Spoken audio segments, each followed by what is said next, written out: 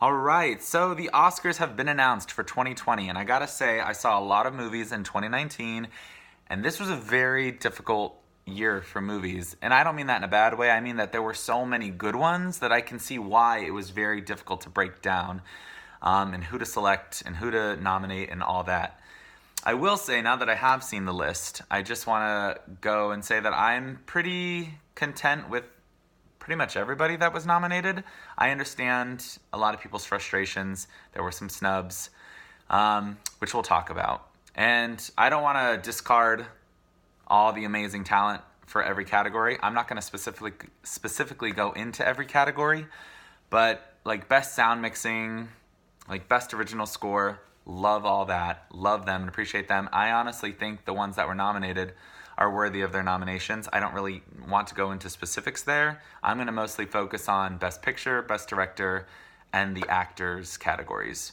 And basically just stick to those six. So best actor, best actress, best supporting actor, best supporting actress, best director, and best picture.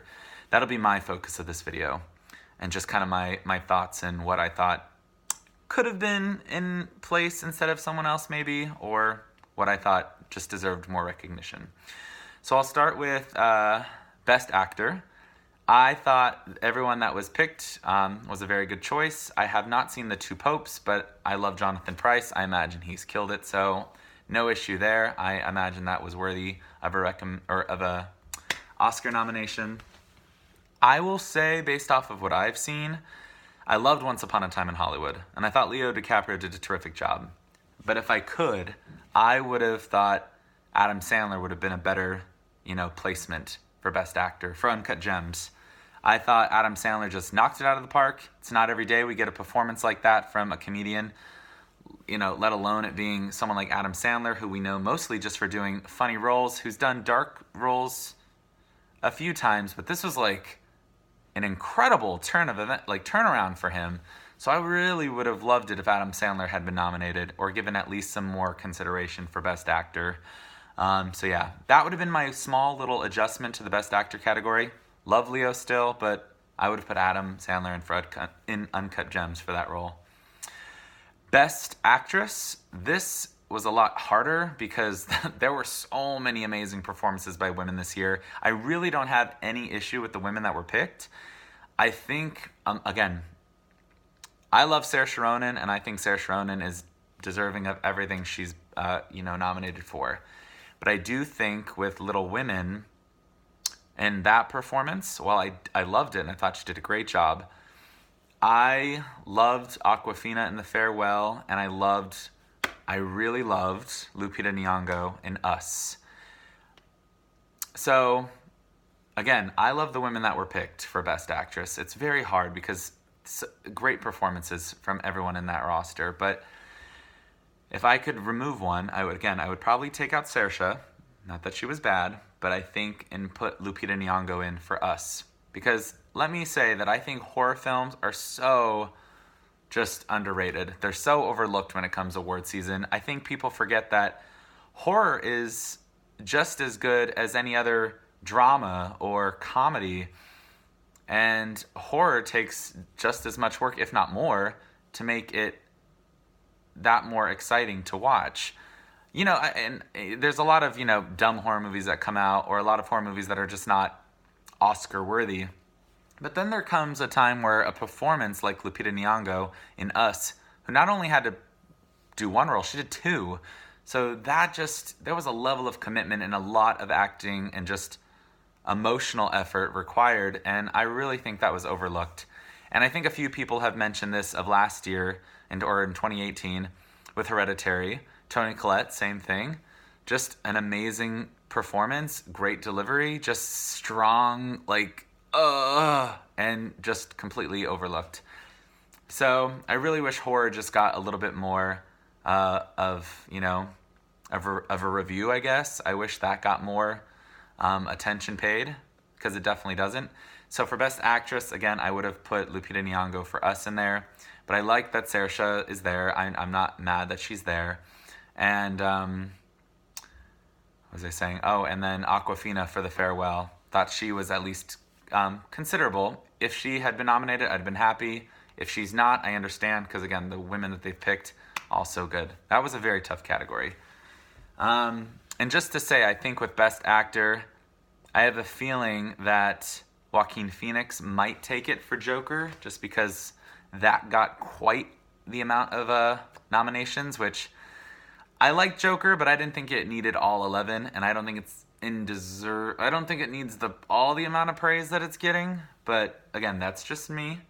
Nothing against the Joker movie, but I definitely think it got a lot more light on that one than other movies that could have been given a little bit more light. I do think Joaquin Phoenix could walk away for the Joker for Best Actor. And I thought he did great, so I wouldn't be mad if he did. And I need to watch The Two Popes because I really like I said, I like Jonathan Pryce, so I'm curious to see how he did with The Two Popes. With Best Actress, I think Scarlett Johansson will get it. And I do think she's deserving of that because Scarlett Johansson is somebody who I've admired, but I've never been like, and like in terms of like a dramatic turn. But Marriage Story really changed my opinion on that. So I do think she's deserving, and I do think she will get it. Best Supporting Actor, loved all of them. I think Brad Pitt may take it. He won the Golden Globe, and for Supporting Actor, which I feel like a lot of people don't give a lot of credit to that category, I do feel like he or one of the lovely gentlemen of The Irishman will get it. But I'd be okay with whoever won that category. I'm not fine. I'm not against any of the candidates selected there. Best Supporting Actress, I would love it if Laura Dern for Marriage Story. Did she even get nominated for Marriage Story? I think so. No, I forget. Damn it. I think if Laura Dern, I can't remember now, if she got nominated for Marriage Story for that category, then I'd be okay if she took it. My hope is for Florence Pugh for Little Women. I thought she did a terrific job in the Best Supporting Actress category.